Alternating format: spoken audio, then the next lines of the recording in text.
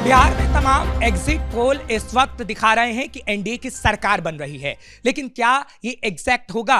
हमारी पूरी टीम इस वक्त मौजूद है और जानने की कोशिश करेंगे कि क्या वाकई ऐसा होने जा रहा है। Editor in chief Manish ji मेरे साथ मौजूद हैं। मनीष जी, क्या कहेंगे, क्योंकि आप तो बिहार भी गए, आपने यहाँ पूरा एनालिसिस किया, क्या दिखता है आपको कि बिहार में एनडीए की गवर्नमेंट बन रही है और ये एग्जैक्ट पोल ही साबित होने जा रहे हैं? देखिए, एग्जिट पोल तो दिन में ही आ गया था जब आरजेडी और कांग्रेस इकोसिस्टम की तरफ से ये खबर फैलाया जाने लग गया कि नीतीश कुमार पलटी मार सकते हैं।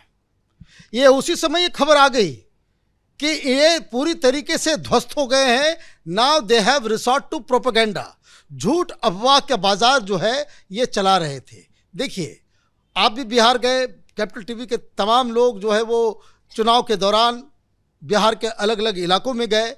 वहाँ एक चीज़ जो समझने की है वो ये कि कोई नीतीश कुमार को हटाने के लिए कोई जनभावना वहाँ पे नज़र नहीं आ रही थी, और दूसरा कि तेजस्वी को मुख्यमंत्री बना देना है, ऐसी भी कोई भावना यादवों के अलावा, मुस्लिम के कुछ सेगमेंट के अलावा ये कहीं नहीं था। तो इसलिए जो एग्जिट पोल है वो डर के, सहम के इतनी सारी सीटें दे रहा है। जो एग्जिट पोल का जो पोल जो 150-160 बता रहा है, एनडीए इससे कहीं आगे जाने वाली है। राजीव जी, आप क्या कहेंगे? एग्जीक्यूटिव एडिटर हैं आप।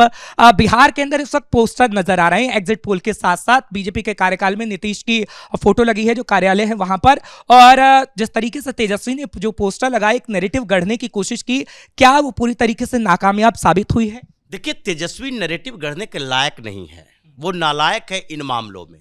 भले ही वो कोशिश कर ले कि एक नए नैरेटिव तैयार कर लेंगे, हम कोशिश कर लेंगे कि बिहार में बदलाव की बात करके नीतीश कुमार के पीछे कर दें।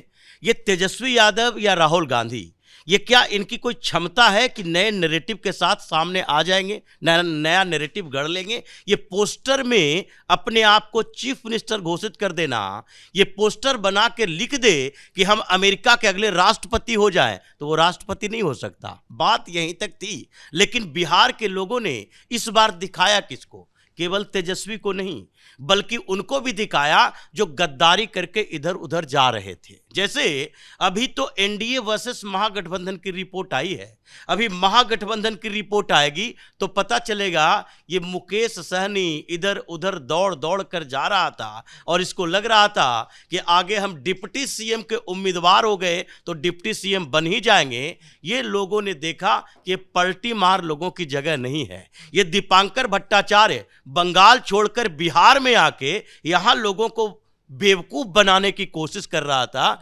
उसको इस बार जनता ने बताया कि अब बंगाल जाओ और ममता बनर्जी के खिलाफ यही अग्रेशन के साथ लड़के दिखाओ तो पता चलेगा कि तुम बदलाव चाहते हो। तो इसलिए इस बार एनडीए वर्सेस महागठबंधन में लोगों ने केवल संगठन को नहीं चुना, गठबंधन को नहीं चुना, बल्कि उन लोगों को भी सजा दी जो कि राजनीति में फ्लिप फ्लॉप करते रहे और राजनीति में किसी तरीके से एक निगेटिव मानसिकता के साथ आगे बढ़ते रहे। प्रशांत किशोर को देखिए, इसको भी लोगों ने ऐसे रिजेक्ट किया है कि आगे कुछ समय तक इसको सोचना पड़ेगा, राजनीति करें या फिर बोरिया बिस्तर बांध कर जाएं, उसी तरह का कोई एनजीओ चलाएं और पॉलिटिकल स्ट्रेटजी बनाने में ही कमाई करते नजर आए।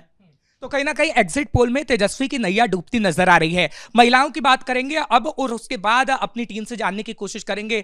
न्यूज एडिटर पूजा जी हमारे साथ हैं। पूजा जी, क्या कहेंगी, महिलाओं का क्या अहम फैक्टर काम कर गया इन चुनावों में? प्रधानमंत्री नरेंद्र मोदी की पसंद ही कहीं ना कहीं, प्रधानमंत्री नरेंद्र मोदी को जिस तरीके से महिलाओं ने पसंद किया है, वो फैक्टर आपको लगता है कि काम है? देखिए, बिहार में मुझे लगता है कि कोई ये भी नहीं जानता होगा कि मेरे क्षेत्र का विधायक कौन है, सांसद कौन है। वो सिर्फ मोदी के नाम पे वोट करते हैं। मोदी है तो वो जाके मोदी के नाम पे वोट करेंगे। तो मोदी फैक्टर तो है ही, मोदी का मैजिक चलता है और पीएम मोदी के नाम पे वोट पड़ता है।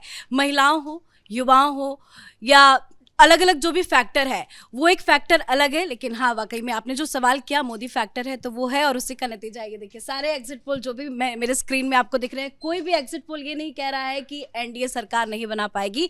हर एग्जिट पोल यही बता रहा है कि 150 का आंकड़ा पार हो रहा है। चलिए ठीक है, अपने वरिष्ठ पत्रकार के पास चलते हैं, इस वक्त मेरे साथ मौजूद हैं, उनसे भी बातचीत करेंगे। सर क्या कहेंगे राज सर, क्योंकि अगर बात करें वोटिंग प्रतिशत की तो एग्जिट पोल ये दिखा रहा है कि वोटिंग प्रतिशत भी बढ़ा है।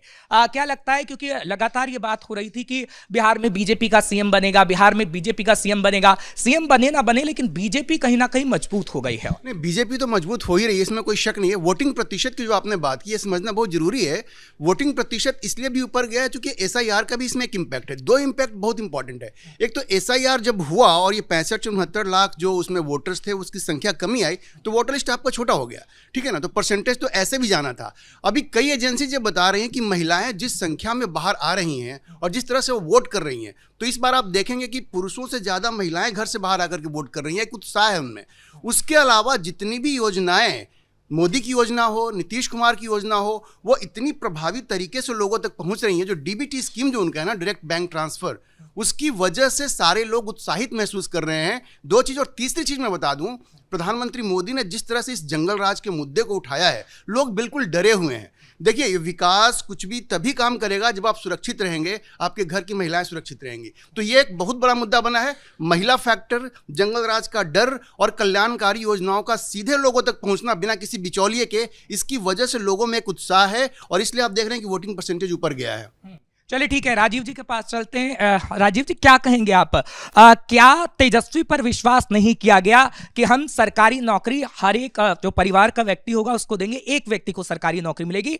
क्या वो ये बताने में नाकामयाब साबित हुए कि नौकरी कैसे देंगे? ये तो बता दिया नौकरी देंगे, लेकिन नौकरी कैसे देंगे ये नहीं बताया, और एग्जिट पोल में दिखा रहा है कि महागठबंधन हार रही। नहीं, देखिए, तेजस्वी को खुद पे ही भरोसा नहीं है।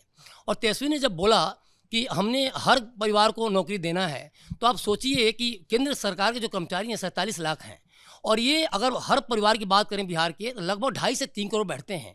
बिहार का बजट है 3,16,895 करोड़ रुपया, और जो आप घोषणाएं कर रहे हैं उसका जाके बजट ठहरता है 40,50 लाख करोड़ करीब में। कहाँ से देंगे आप नौकरी? पहली बात। दूसरी बात, मुकेश सहनी का भी हाल में इंटरव्यू वायरल हुआ था, तो उन्होंने बोला था, जब उनसे पूछा गया कि क्या तेजस्वी यादव हर परिवार को नौकरी दे पाएंगे, उन्होंने साफ साफ कहा, ये किसने कहा? मतलब वो टर्म एंड कंडीशन की बात कर रहे थे। आज आप वादे कर रहे हैं हर परिवार को नौकरी को, और फिर वही देखिए, वही बात आती है जंगल राज की जब बात आती है, जब तेजस्वी यादव को नारे की बात आती है, घोषणाएं की बात आती है, तो लगता है फिर एक बार फ्रॉड करेगा तेजस्वी। लालू यादव को इसीलिए इनको तेजस्वी को न्यू एडिशन ऑफ लालू कहते हैं, और इसलिए तेजस्वी विश्वास बिहार वासियों को नहीं दिला पाए, और बिहार वासियों को फिर लगा जो हमें मिल रहा है वो भी तेजस्वी अपने नारों के पीछे गुम करा देगा, खुआ देगा, इसलिए वो फिर से एक बार ठगा जाना नहीं चाह रहे थे, और इसीलिए तेजस्वी को पूरी तरह से इनकार कर दिया। चलिए ठीक है, अब ग्राउंड रिपोर्ट की भी बात करते हैं जो कहीं ना कहीं आपने कवर किया। नवेंदु, आप क्या कहेंगे, क्योंकि देखिए बिहार की ग्राउंड रिपोर्ट की अगर बात करें तो वो ये कहती थी कि कहीं ना कहीं मोदी और नीतीश की जोड़ी रंग लाएगी, और वही एग्जिट पोल में नजर आ रहा है। क्योंकि तेजस्वी की अगर बात करें, अकेले मोर्चा तो संभाले हुए थे, लालू यादव को क्या मजबूरन उतरना पड़ा जब जहानाबाद तक वो गए, और उसके बाद रैली तक थी, क्योंकि तेजस्वी को वो सीएम बनाना चाहते थे, लेकिन लोगों में ये था कि लालू को मजबूरन ही उतरना पड़ा है और तेजस्वी कभी सीएम नहीं बन पाएंगे, इस वजह से ये नतीजे। लोगों के मन में यह बात क्लियर थी कि एक और लालू यादव हैं जो अपने बेटे को सीएम बनाने के लिए सारे दांव पेच खेल रहे हैं, साम दाम दंड भेद। दूसरी ओर वो नीतीश कुमार हैं जो पिछले 20 साल से सीएम हैं, लेकिन उनके ऊपर एक भी भ्रष्टाचार के आरोप नहीं है। नरेंद्र मोदी तीसरी बार प्रधानमंत्री बने हैं, लेकिन उनकी इमेज पूरी तरह से साफ है, यानी एनडीए सरकार पर ना घोटाले का आरोप लगा है, ना भ्रष्टाचार का आरोप लगा है, और ना ही किसी तरह की गड़बड़ी का आरोप लगा है, जो बार बार नीतीश कुमार और मोदी जिक्र करते हैं। और जहां तक सर लोगों ने बताई है कि जन कल्याणकारी योजनाएं जो गांव-गांव तक पहुंची है, इसका सबसे बड़ा इंपैक्ट है। आप देखिए कि तमाम योजनाओं का जिक्र किया गया, यहां पर 10,000 रुपए का जिक्र किया गया, लेकिन कुछ बातें हैं जो टेलीविजन चैनल पर या फिर यूट्यूब पर लोग नहीं करते हैं। ये 10,000 का स्कीम हो, 125 यूनिट फ्री बिजली हो, वृद्धा पेंशन हो। इसके अलावा आप देखिए कि बिहार सबसे पहला राज्य बना था जिसने पंचायती राज व्यवस्था में महिलाओं को 50% आरक्षण दिया था। 35% महिलाओं का आरक्षण पुलिस सेवा में दिया गया था। जो लड़कियां 10वीं पास कर रही उन्हें 10,000 रुपए दिया गया, जिन्होंने 12वीं पास की उन्हें 25,000 रुपया दिया जा रहा है, और जिन्होंने ग्रेजुएशन पास किया उन्हें 50,000 रुपए दिए गए। तो ये तमाम, तेजस्वी ने भी तो वादा दिया था कि खाते में 30,000 जाए। हम जहां जहां युवाओं से बात कर रहे थे, सब यही कह रहे थे कि जो व्यक्ति 9वीं फेल है, हम कैसे उन पर भरोसा करें। लोगों को लग रहा था कि उनसे ज्यादा योग्य तो हम हैं, हम 10वीं पढ़े हुए हैं, 12वीं पढ़े हुए हैं, पोस्ट ग्रेजुएट हमने किया है, तो उस व्यक्ति पर कैसे भरोसा किया जाए जो कि नाबालिग होते हुए रेलवे में नौकरी के बदले जमीन घोटाले के मामले में दोषी हैं, जिनके पिता सजा याफ्ता हैं, जिनके काल में लोगों ने जंगल राज का दौर देखा है, जिनके मामाओं ने पूरे बिहार में उत्पात मचाया, जिनकी बहन की शादी में शोरूम लूट लिए गए। यानी किसी ने विश्वास तेजस्वी पे नहीं किया है। वक्फ कानून की बात करूं तो वक्फ कानून को लेकर लग रहा था कि मुसलमान साथ देगा तेजस्वी का। सीमांचल का अगर जिक्र किया जाए तो आप इसे कैसे देख रहे हैं, क्योंकि पहले वक्फ कानून को फाड़ने की बात की गई, लेकिन उसके बाद एक बार भी वक्फ कानून का तेजस्वी ने जिक्र नहीं किया।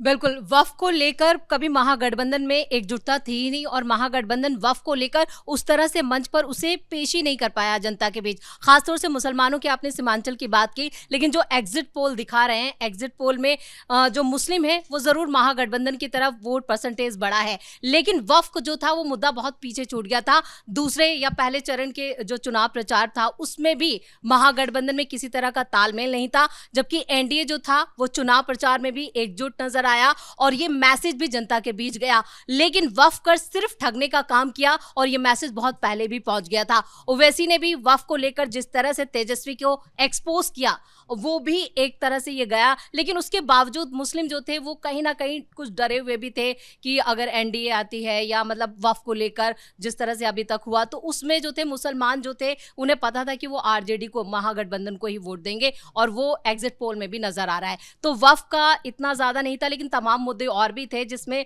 महागठबंधन में बहुत से मुद्दे ऐसे उठाए नहीं जो बिहार से रिलेटेड थे, जबकि एनडीए शुरुआत से ही जो मुद्दे उठा रहा था वो लास्ट तक उस पर बना रहा। चुनाव प्रचार जो फर्स्ट फेज था उसमें जो आप कैंपेन देखेंगे वहां बहुत जबरदस्त कैंपेन किया और गया। नतीजा देखा हम बिल्कुल पोल में क्या आ रहे हैं। मैं आपके पास आता हूं राधिका, आप क्या कहेंगी यूथ की बात, क्योंकि तेजस्वी सरकारी नौकरी की बात करते हैं लेकिन एनडीए नौकरी की बात करती है, चाहे वो प्राइवेट सेक्टर में हो या गवर्नमेंट सेक्टर में हो, जो उद्योग अभी लगे हैं या फिर जितने तमाम फ्लाईओवर्स भी बन रहे हैं उसमें भी हमने देखा है कि रोजगार मिला है। क्या नौकरी पर भरोसा एनडीए पर जताया गया है?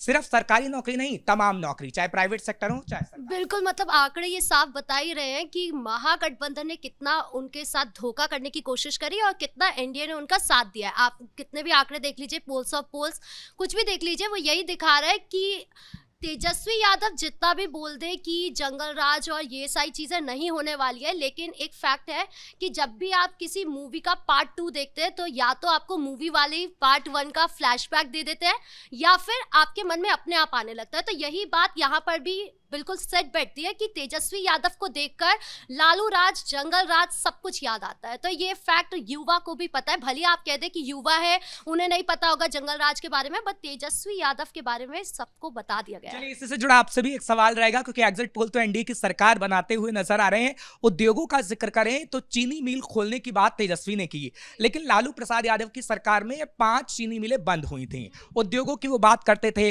तो क्या लालू प्रसाद की छवि जो तेजस्वी पर हावी थी वो इस वक्त हमें एग्जिट पोल में देखने को मिला कि नुकसान कर गया? जी बिल्कुल, साफ तौर पर ये दिखाई दे रहा है कि जनता अब चुनावी वादों पर, जुमलों पर नहीं आती है। उन्हें चाहिए धरातल पर जो काम उतारा जाए, और धरातल पर एनडीए ने जैसे काम किया है, एग्जिट पोल के रुझान वही दिखा रहे हैं कि किस तरीके से मोदी नीतीश की जोड़ी पर एक बार फिर यकीन किया जा रहा है, चाहे वो चीनी मिल को लेकर हो। तेजस्वी ने कई बड़े वादे किए हैं, लेकिन जनता ने सीधा सीधा एक तमाचा जड़ दिया है कि नहीं, आगे चलकर ऐसा कुछ भी नहीं होगा, हम ऐसी बातों में नहीं आने वाले हैं जब तक ये दिखाई नहीं देगा कि धरातल पर काम उतरेगा।